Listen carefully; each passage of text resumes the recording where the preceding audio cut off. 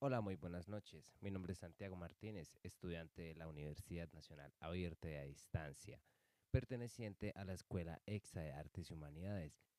Y este es mi podcast para la materia de Historia de la Música Occidental. El tema que escogí fue Mozart, un genio de la época en busca de su independencia. Espero les guste el podcast y pues vamos a ello. Johannes Chrysostomus Wolfgangus Theophilus Mozart, más conocido como Wolfgang Amadeus Mozart, 1756-1791, fue un músico alemán nacido el 27 de enero de 1756, reconocido por la genialidad de sus obras. Antes de hablar de Mozart, nos transportaremos unos años antes de su nacimiento. Todo el mundo estaba cambiando. Es importante aclarar que la época del barroco iba terminando y poco a poco su estilo cargado y ostentoso se estaba transformando. Las monarquías y la iglesia dejaron de tener tanto poder en el pueblo. Gracias a ellos, el trabajo del músico también cambió. La aclaración anterior es muy importante porque el artista ya no tenía la obligación de únicamente agradarle a los nobles y a la iglesia. Se empezó a hacer música más sencilla para el pueblo y recordando el renacimiento, la naturalidad y la simpleza. Mozart, nacido en Salzburgo, Austria, a la edad de 5 años demostraba un talento indiscutible interpretando el violín, el piano y en la composición. Su padre, violinista de la corte, trabajaba para el príncipe arzobispo de Salzburgo, tocando para ellos y haciéndose cargo de su familia. Tuvo 7 hijos y perdió 5, quedando solo con Wolfgangus y María Ana Narnet, a quienes empezó a educar en la música desde muy temprana edad. Al darse cuenta del talento de su hijo, decidió dedicarse a la formación musical de su hijo y fue su protector en sus primeros años de vida, presentándolo junto con su hermana Narnel a la edad de 6 años ante las cortes. Mozart pasó gran parte de su infancia viajando con su padre, pasando por los países europeos y visitando ciudades como Múnich, Viena, Frankfurt, Lieja, Bruselas, Versalles, Londres, entre otros, desde que éste lo presentara ante las cortes. Muchos de sus viajes no fueron camino de rosas. Más de una vez tuvieron que pasar problemas económicos y enfermedades, obligando a Leopold a gastar dinero que no estaba presupuestado. En una de sus giras conoce en Inglaterra a Johann Christian Bach, uno de los hijos de Johann Sebastian Bach, interesándose por su música y asimilando su estilo en poco tiempo. En sus giras conoció varios artistas y compositores, alimentando mucho más su espíritu en la música y, creería yo, perfeccionando su arte. Recibió títulos.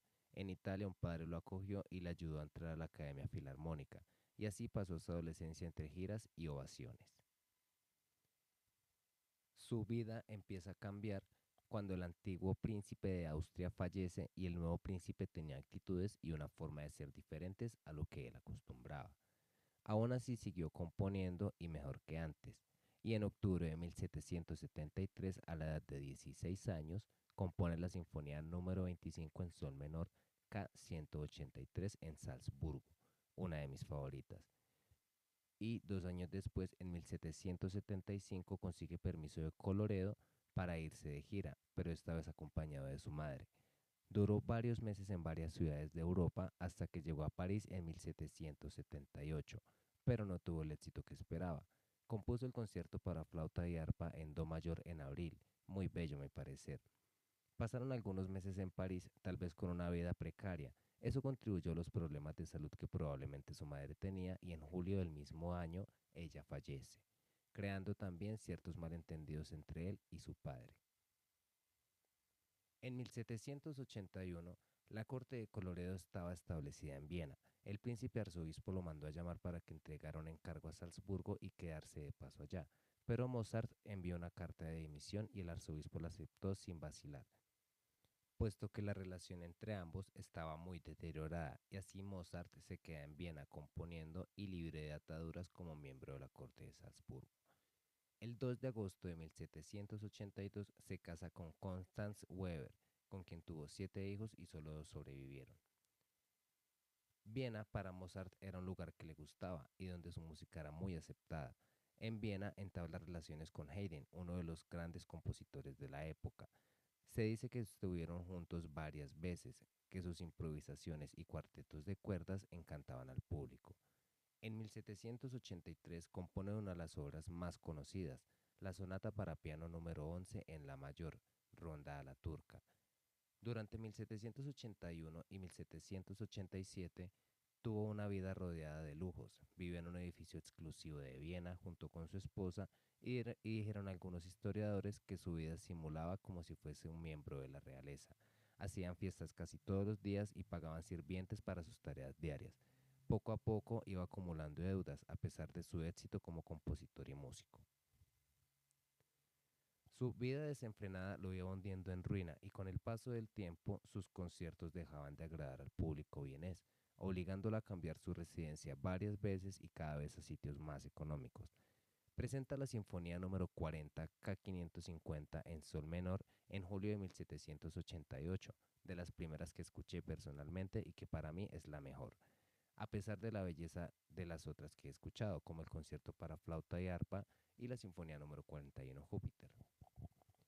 En los últimos años de vida, Mozart experimentó gradualmente cómo sus deudas alcanzaban sumas grandes, la enfermedad de su esposa que tuvo que ser recluida en un sanatorio y que encima le tocó dar clases privadas. Creería yo que un hondo dolor sentía. Todos sus amigos poco a poco se fueron desapareciendo y la falta que debió hacerle su esposa serían momentos duros en la vida del artista. Aún así, sus obras mantendrían siempre su carácter y amor por la música. En el año de 1791, que fue el último que vivió, compuso el Requiem en Re menor 626, un Requiem sumamente profundo, donde también hace parte Lacrimosa. Ya sufriendo de enfermedades en julio de ese año, un enviado pidió escribir ese Requiem, y Mozart, ya enfermo, pudo pensar que lo compondría para él mismo, aún así sabiendo que la persona que lo contrató era otra, y fallece el 4 de diciembre de 1791 sin terminar su obra. Mozart fue un artista excepcional, muy talentoso desde niño y tuvo una vida llena de altibajos. Lo que nos queda de él es un legado de más de 600 obras musicales entre conciertos de piano, cuartetos, óperas, sinfonías y requiems. Aún así, Mozart dejó una huella muy imborrable en toda la música occidental. Fue un artista muy bueno. También tuvo bastantes colaboraciones de otros artistas. Fue muy amigo de Haydn y creo yo que la inspiración de muchos artistas posteriores a su muerte. Bueno, no siendo más, este es el fin de mi podcast. Espero que lo hayan disfrutado, que tengan una feliz noche, una feliz semana y hasta luego.